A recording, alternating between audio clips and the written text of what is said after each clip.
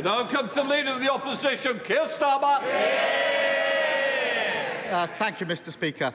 Last summer, the Prime Minister claimed he wanted to protect free speech and put a stop to no platforming.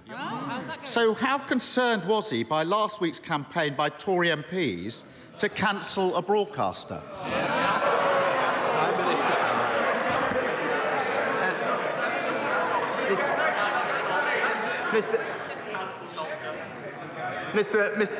Mr. Speaker, as I said at the time, the issues between Gary Lineker and the BBC were for them to resolve, and I'm very glad that they did, and we can look forward to watching Match of the Day again on our screens. Keir Starmer. Mr. Speaker, the sight of them howling with rage over a tweet, signing greening letters in their dozens, desperately trying to cancel a football highlights show, that should have been laughable. Instead, it led to a farcical weekend, with the national broadcast being accused of dancing to the government's tune by its own employees. Rather than blame everyone else, why doesn't he take some responsibility, stand up to his snowflake MPs waging war on free speech?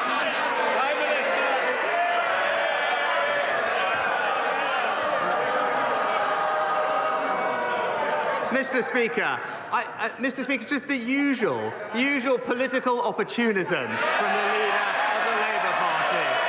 Because I don't know if he noticed. But actually first the Shadow Attorney General and then the Shadow Home Secretary actually criticised the language that had been used in the tweet. But what a surprise. He saw the chance to jump on a political bandwagon and changed his mind. Keir Starmer. So, Mr. Speaker, I'm not being funny. I think our constituents want to get to the budget. The more that you shout, the more you progress questions. So please, my constituents interested if yours aren't. Keir Starmer. Mr. Speaker, they want more of a Prime Minister who doesn't understand. You can disagree with what somebody says, but still defend their right to say it. If he doesn't understand that, we're in a real problem. Does he accept that people's concerns about the BBC have been made worse because the government chose to put a Tory donor with no broadcasting experience in charge of the BBC? Prime Minister. Mr. Speaker, as he well knows, the BBC chairman was appointed before I became Prime Minister. He was appointed. And the same applies to this side. This budget matters to the people of this country. They want to hear it. Don't keep questions going longer than need be. Prime Minister. Mr. Speaker, there was a rigorous, independent and long-established process. That appointment was supported by expert panel members, as well as the cross-party DCMS Select Committee. Now, it's right. That process is being independently reviewed by the Office for Commissioner of Public Appointments, and we should allow that review to conclude. Keir Starmer. Mr. Speaker, the problem is the chair of the BBC isn't just any old Tory donor. He's so close to the Prime Minister. Order. Mr. Fabricant, I want you to be in for the budget. Cup of teas don't want to come that early. Mr. Speaker, he's no ordinary Tory donor. He's so close to the Prime Minister, he's been described as his mentor. He helped arrange an £800,000 credit line for the former Prime Minister, a minor detail he forgot to tell the Select Committee, which scrutinised his appointment. Does the Prime Minister think that his friend's position is still tenable? Prime Minister.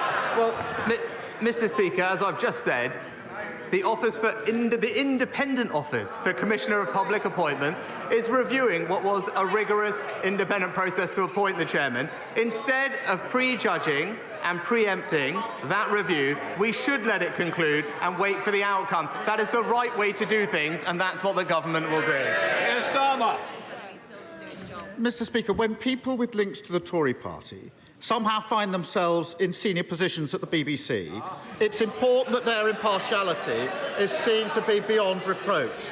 So has the Prime Minister received assurances that no one with links to the Tory party was lobbied by Tory MPs or involved in the decision that saw Match of the Day effectively cancelled? Prime Minister. Mr. Speaker, as I said, these are matters. These are matters for the BBC to resolve. And it's right. It's right that the BBC, as an important institution, takes its obligations to impartiality seriously. Right? I care about the integrity and impartiality of our institutions, the BBC, but also the civil service, Mr. Speaker. And it's right that those processes carry on properly. But what I would say to him on this matter, there is an independent review. It's right that that process concludes, and he would, I would hope, respect that process. Keir Starmer. He comes here today with these mealy-mouthed platitudes, pretending the actions of his party are nothing to do with him. But the whole country saw how he kept quiet and hid behind the playground bullies while they tried to drive someone out simply for disagreeing with them. An impartial public broadcaster free of government interference is a crucial pillar in our country.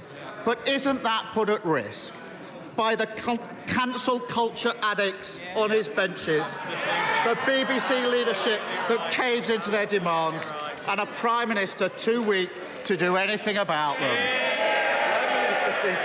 Mr. Speaker, we're not going to take any lectures on cancel culture from the party opposite.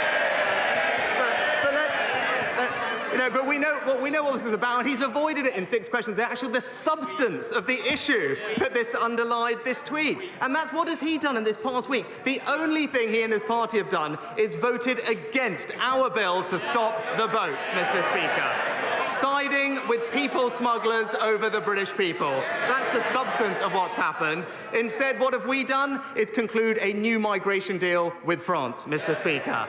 We've managed to sign a new defence partnership with our allies, the US and Australia. We've protected British startups and we have boosted defence spending. And that, Mr. Speaker, is what delivering for Britain looks like.